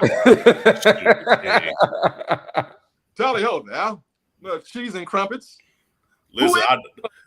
Listen, I would love to see my variants, man. I said it about review, but I was half drunk when I said it. I'm like, yeah, maybe somewhere I'm a variant where I'm gonna pimp my damn self. You know, working. I had to catch myself. Like, I can't say that shit. I said that's Jameson talking, because I was 3 shots in when I made that video. That'll do it. Man, we spoil it before she don't mind spoilers, so that's cool. Okay. But yeah, Cyrus, Q said the same exact thing you said. He was like, Oppenheimer was good, but it was boring. But he said that They Cloned Tyrone was way more entertaining. Like, he definitely preferred that over Oppenheimer. Yes. However you say that shit. Especially in the summertime. Come on. Yeah. You know what I'm saying? Like November, that's like a November drop. But Christmas. I can see that coming on Christmas. Yeah. Well, it is about blowing up motherfuckers, so I don't know. I mean, and bro, I haven't seen the movie, but I don't know why I feel like people are like capping for this film, for Oppenheimer. Like, because I saw like some people talking about, oh man, I saw Oppenheimer and it blew me away. It was just a masterpiece. Lying. And I'm like, where did it blow you away? Did they say something that made you like flip out of your seat? Like, what the fuck blew you away about it? Yeah, I will say, like, I mean, Christopher Nolan, he knows how to shoot, man. Cinematically, Oppenheimer, it's like that. Okay. But God dang, I was trying to stay awake, boy. 3 hours too, man. God. But I felt the 3 hours. Yeah. I was, and the poor young girl next to me, she had to have heard me. You did one of my numbers, bro. I did. I pulled a Rashad G. I had to catch myself. I'm like, shit, because everybody was, luckily we had the reclining seats, and it was just me. I went dolo, but there was people next to me. There was a couple next to me, but on my left was the girl, and on her left was her boyfriend. Oh wow! I'm like, oh man, I feel bad because when I recline, I lean to the left. Mm-hmm. So she had to have heard that. Every time I did that, I caught myself when I woke up. I'm like, oh shit, because what I was gonna do. See, Oppenheimer, I had to, before I went to go see that movie, I had to think about what I was gonna do. I said, should I go home and take a nap and catch the 10 o'clock, or should I just get this over with? It was like it became mature. Matter of fact, it became mature to watch that movie, and I hate to say that, because I respect Christopher Nolan. I think he's a master filmmaker. Yes, but man, oh my God, man. Dialogue driven, Whoop my ass, boy. Damn. It too, and I hate this about Hollywood. No matter what his films does or whatever, how boring they are, money every time for his projects. And a movie like They Cloned Tyrone can't even get a distributor in a theater. Is it going to cost that much more to do that? So yeah, but it's the name, man. Nolan, you put Nolan name on something, you know, that's gold. You know what I'm saying? Well, depending because the other movies didn't make a lot of money. Yeah. But and this might be his first Oscar really contender, I guess. So hopefully, you know, and the lead actor, I love that dude. His eyes and his. How do you say his name? Is it Cillian Murphy? Cillian Murphy. Yeah. Okay. Man, he's dope. No pun intended. Character. I'm glad he's getting it done. And props to Nolan. He puts him in all his movies, like Spike Lee does with his boys. Right. Does that with him. So yeah, because he was in all 3 Batman movies, right? Yeah, he was a Scarecrow in part one, yeah. role in each of the other ones. Yeah, okay. So that's his homeboy. So props to him and Nolan. Hey man, what I love about him, he never went to film school. He's self-taught, and that's really, I love that about him. Nice. But, I became a fan when I saw Memento. That movie was like that was the first of its kind that I ever seen. Like seeing it. It was like non-linear, and it's like it starts out in the middle, and then it's like everything is like backwards, you know. And I'm like, yeah, I've never seen a movie like that before. And I was just like into it, and I was a fan from that point on, you know. Yeah, the end rush. That movie's end is like Memento. Yeah. Like the whole time this nigga running in circles, and the movie ends with him still running in circles. Yeah, Nolan is dope, man. But like a lot of fans, I don't like the fans of Nolan, but Nolan's still a great filmmaker. But the people that love him, well, they can't be worse than the damn Snyder cult, whatever they call them. They're going around bombing people's YouTube pages and I mean, y'all ain't got nothing better to do. These people don't even know who you are. Don't even know you from Adam. No, well, hey, I'm your biggest fan. Be like, man, shut the fuck up. What? Yeah. I mean, don't get me wrong. I love Spike Lee, but I ain't finna fight you for him. No. At least I know my favorite director, Spike Lee, is controversial.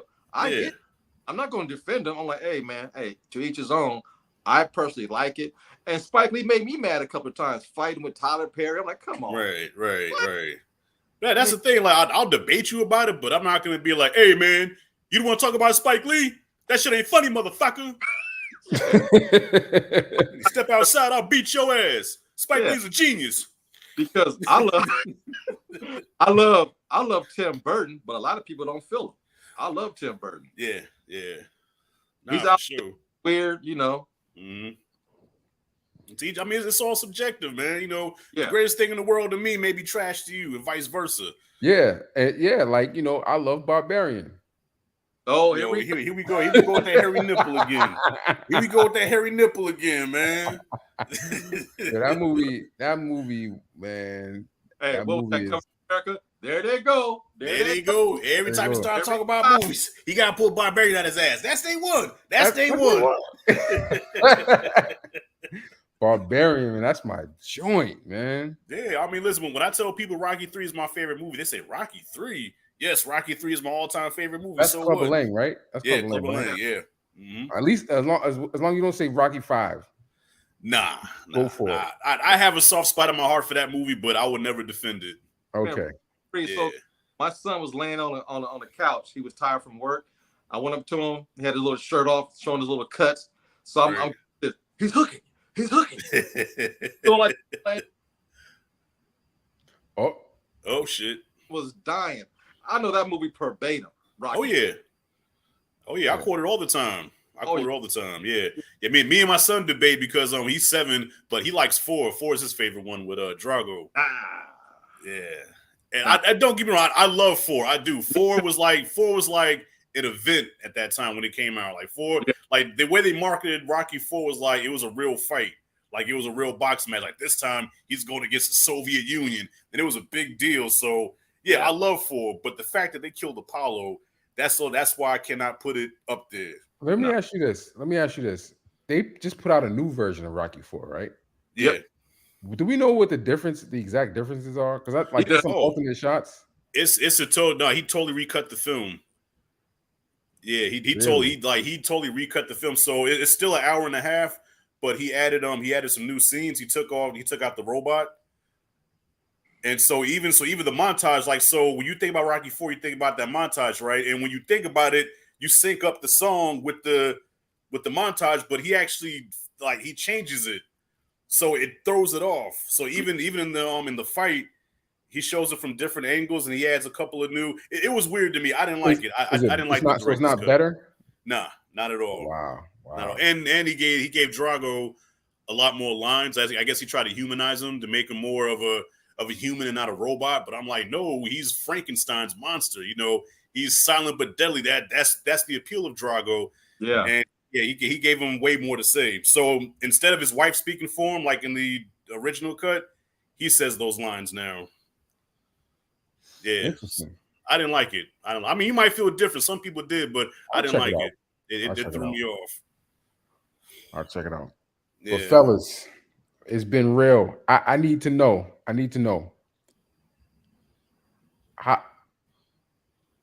How do each of you rank? Like where does, well, I think TJ, I think I know what your answer is, but Rashad, let me ask you, Rashad, where do you rank this as your part of your favorites of the year? It's up there. It's up there. Yeah, I got this number one. This is my favorite. It's up there, bros. I really did like 1001. Yep. I really did enjoy that one. That's up there as well. This one definitely. John Wick 4 I put up there. Across the Spider-Verse is up there. That's all I could think of off the top. Oh, and Creed 3. Oh yeah. Yeah, those are my tops for the year in no particular order. But yeah, this definitely goes up there though. Yeah, it's my number one. Number one, number two is They Cloned Tyrone for number one, and number two is 1001. Yeah. The film that I think AMC tried to sabotage. I'm sticking by that. I think AMC sabotaged that movie, man. That's a trip. Yeah. Yep. Because how the hell I try to go to a early screening and they say it's sold out. Fuck out of here. No way that was sold out. Yeah. Don't make no sense. And then I go the next night, well, 2 nights later, and there's only like 4 people in there. So you tell me it goes from being sold out to now only 4 people going in at an evening show, like 7 o'clock at night. That's when it's usually popping. Right. And only 4 people was in there. Yeah, no one knew about it. Yeah. You know? Yep. And the marketing was poor on that movie. And Netflix, they never sponsor their movies or show them off. And you gotta catch it on social media, a trailer for Netflix. Yeah. When something's gonna drop, but yeah, the trailer and the posters are fire. The one with they show all the faces of John Boyega in the last 2. Yeah. Jamie Foxx and old girl, but then the other posters, they don't show their face, but they show like their lipstick or their face, those other posters. Right. Man, the artwork is on point. Yeah. I'll tell you another sleeper too that I think went under the radar because it was on Tubi was Cinnamon. I thought I heard that was banging. Banging. It was. Now, that's a Tubi original. Now Tubi's they're about to.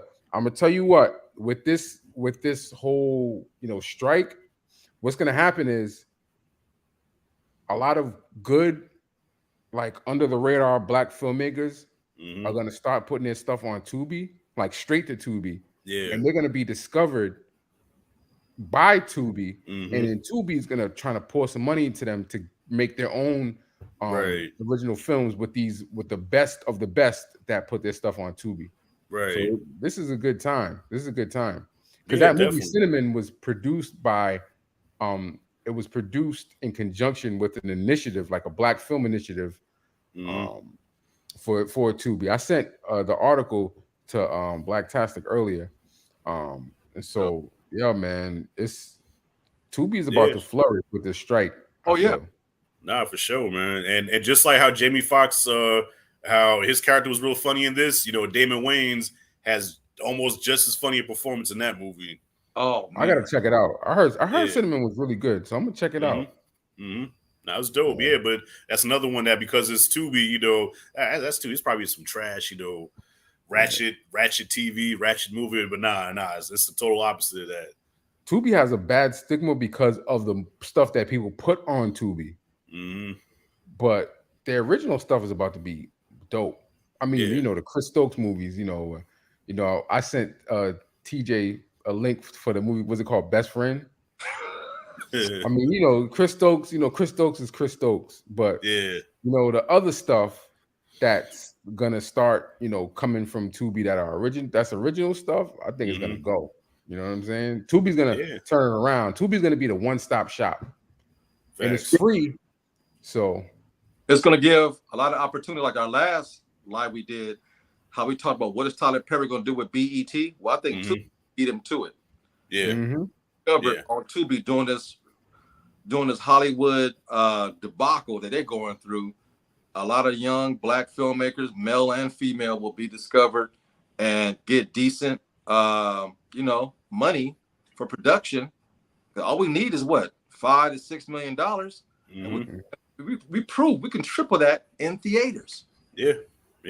You know, I know Tyler Perry's probably embarrassed them after that damn BET award. I don't know what the hell that was. That shit happened on his watch. That shit. God, that was embarrassing, man. Like, come on, man.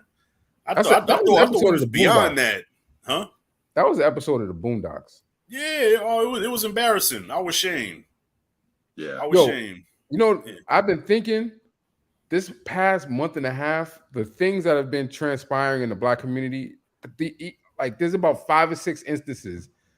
Each of those situations are a perfect episode of Boondocks. Yeah. This Carly Russell situation is a Boondocks episode or an episode of Atlanta. Yeah. Keke Palmer situation is definitely a Boondocks episode. Like because they already touched on it with the Usher, with Tom Dubois, with that Usher episode. This is like a part 2 to that. Yeah. You know, sisters getting arrested over like this is like. So the Boondocks is almost like the Simpsons, man. Like they're calling all this shit that's happening. You know? Years in it, they spoke it into existence, and it's coming. Yeah. Well, I just want to say this about Keke Palmer real quick in that situation. All right, let me tell you something. I think both parties were wrong, but I think what that brother messed up at was putting that on social media. All right, I'm an old school type cat. If my woman does some stuff like that, I ain't gonna say nothing. I'm gonna be quiet. But as soon as she get home, them cards are gonna go flying over that couch. If you know what I mean. Yeah. I mean, okay. Let me rephrase. Okay, I'm not gonna put my hands. I'm not gonna put my hands on nobody. I just did that as a joke. Okay, the cards flying. Okay, Ike Turner. But when she comes home, you're gonna feel my wrath. All right, I'm gonna give it to you when you get home. But see, the fact that he went on social media with it made him look like a punk. You know what I'm saying? Never do that. You know, keep everything in the house. Yeah.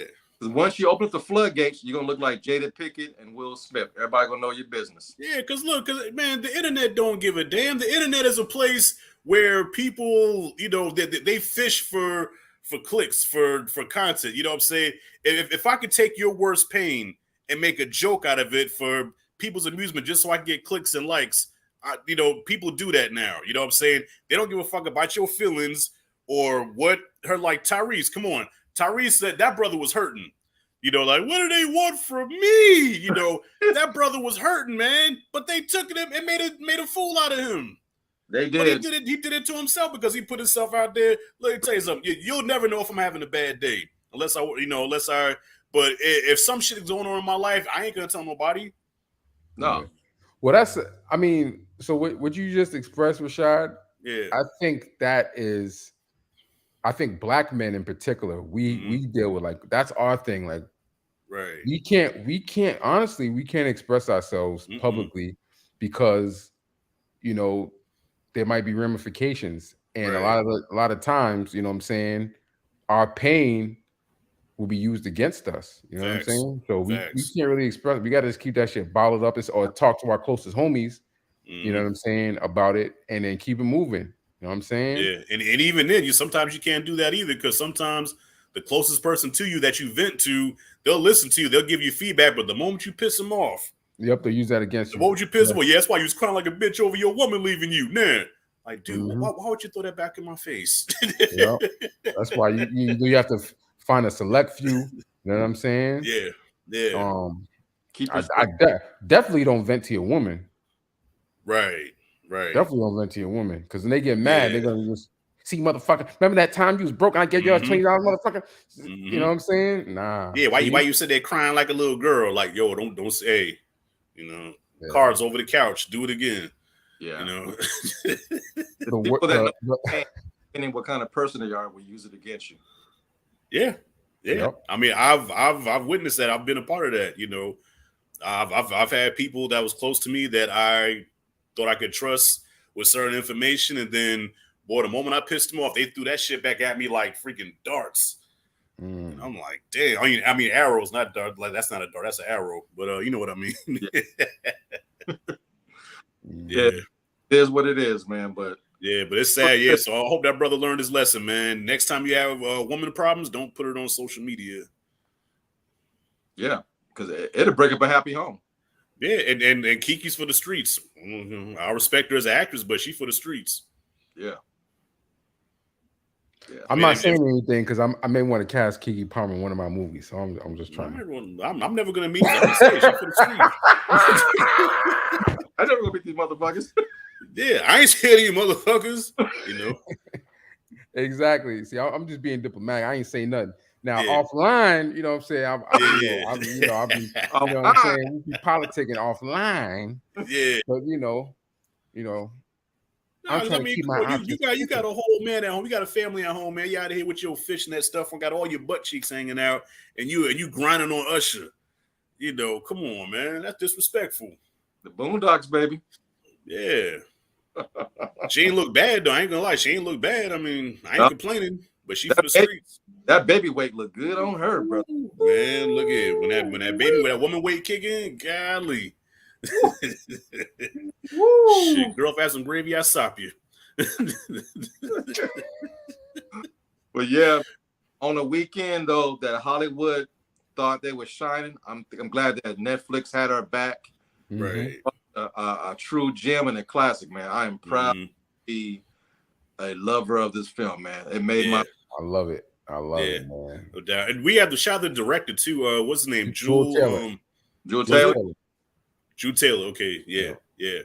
Shout out to that, bro. I think this is a directorial debut. Yes, it is. Yep. Okay.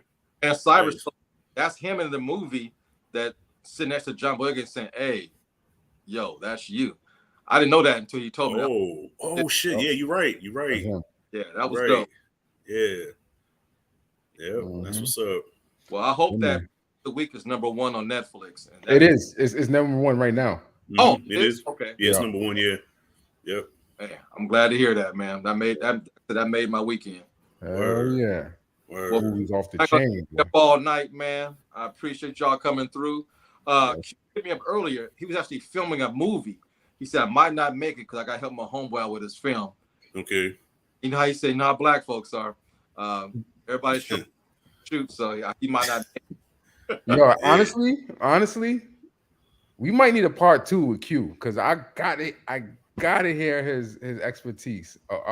His expertise on how he feels, with this film as it pertains to what he does. We probably have to do a read, part 2 for him. You know what I'm saying? Oh, I'm doing a stream with him. He's hosting a stream Tuesday. We're gonna be talking Lost Boys versus Fright Night. So that's gonna be a fun one. Yeah, hell yeah. See that thumbnail he made? Yeah, that shit was fire. They make it into a t-shirt, man. That's bad talent. Yeah, I need to buy that one, and I need to buy that Oppenheimer t-shirt. The Oppenheimer one, yeah. He was there because at first he was just playing around with it. He was just fucking around. He said, "Yo, I might make a t-shirt of it," and I'm like, "Bro, I'll buy that," And I guess he had a few people like, "Bro, that needs to go on the shirt." So he actually went and got it printed, and ever since then, everybody's been hitting him up like, "Yo, where can I get that shirt?" Yeah, man. I'm like, "Bro, you probably onto something here, man." Definitely. Yeah. So, Rashad, what you got coming up next, man? Like I said, Tuesday, I'm gonna be on Q Reviews channel talking Lost Boys versus Fright Night. Of course, I'm Team Lost Boys. Is gonna be a 2-on-2, so it's gonna be the Road Warriors versus the Free Birds. We're gonna be going at it because Q has his partner. I'm gonna have my partner. We're gonna go at it, man. So So far that's all I got coming up. That I know of. Yeah, I ain't got nothing down the pipeline. Kind of taking a break from cinema. Probably focus on some Netflix joints and stuff like that. But I'm working on the script and some other things around the crib. But last week I dropped Speed Racer. So that was my last. That was dope. Yeah. Yeah. So that was fun. That was fun doing that. But other than that, man, I'm just chilling, trying to beat this heat, man. It's 100 and plus. Man. So Do the right thing, hot man. That's the kind of hot that make you want to throw a trash can through a window, bro. This shit ain't no joke. Oh, and there's a movie I'm going to check out this week that I'm gonna review. There's two horror movies come out this week. Talk to Me. There you The go. A24 joint, and then I think Cobweb comes out this week too. Yeah, Talk to Me. I'm excited about Talk to Me. I don't know much about Cobweb. My boy put me on, but I didn't even watch the trailer yet.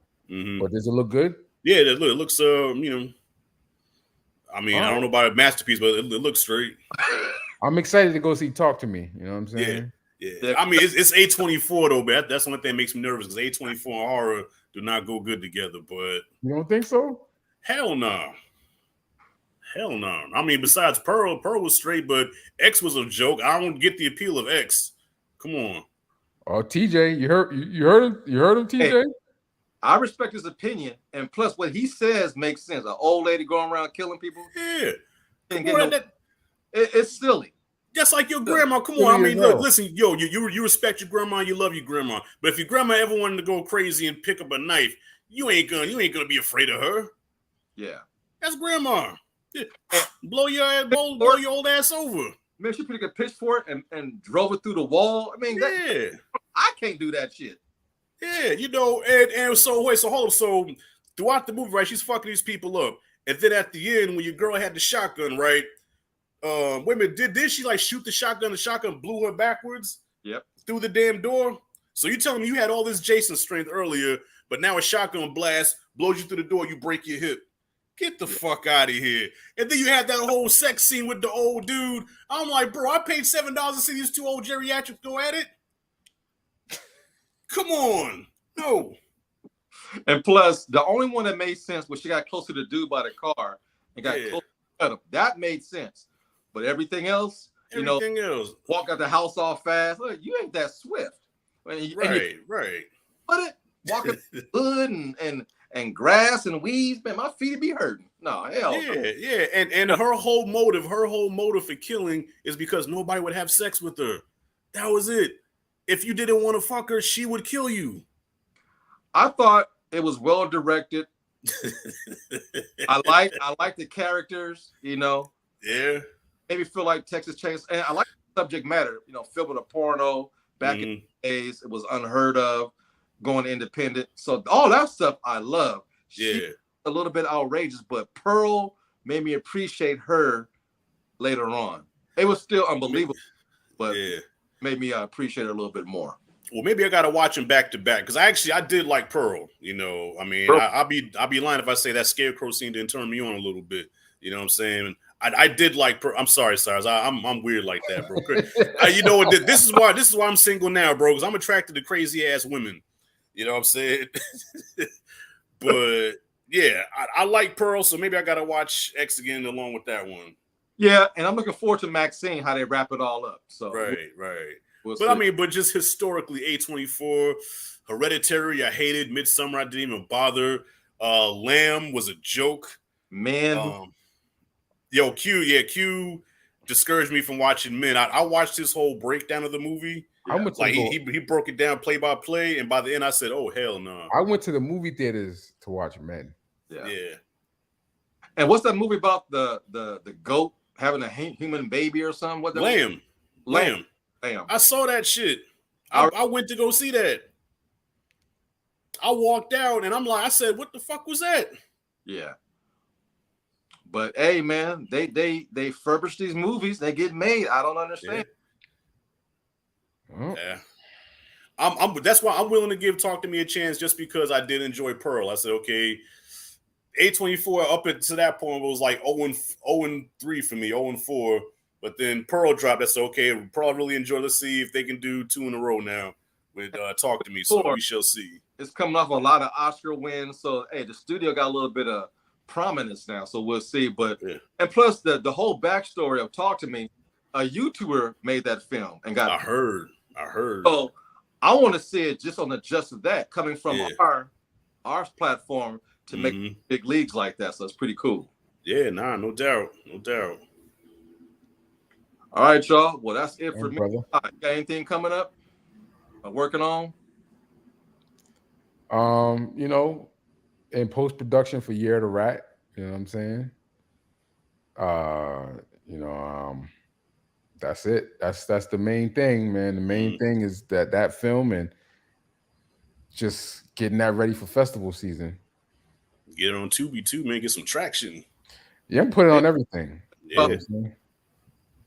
Tubi might be where it's at in the next couple of man. Yeah, as much crap as we talk about Tubi, they cut checks and they give you exposure. Look, I brag to people all the time. Hey, you know I'm on Tubi, right? What? I said I'm in a movie. I die in the first 15 minutes, but I'm in that motherfucker. You know, you know what I'm saying? Tubi, man. I thought I gave a decent performance. You know. Yeah, yeah, sure. that was one of the best parts of the movie. Yeah, y'all took too damn long to answer. Y'all don't mean that shit. No, man, I'm for the disproportion of the bodies. Yeah, that was ridiculous. Like, look, I'm already a big nigga, man. So when you have me on the floor, you expand my size even more. And Dave is so small. I'm like, dude. I can feel your wife. What's going on in there? Yeah. Like, all right, man. Y'all are killing my man's movie. God damn. This is the second time. I respect what he did, though. I respect what he did. But damn, I'm like, do I look that old when you made my wife your mom's? Like, am I that old of a dude? What's going on in there?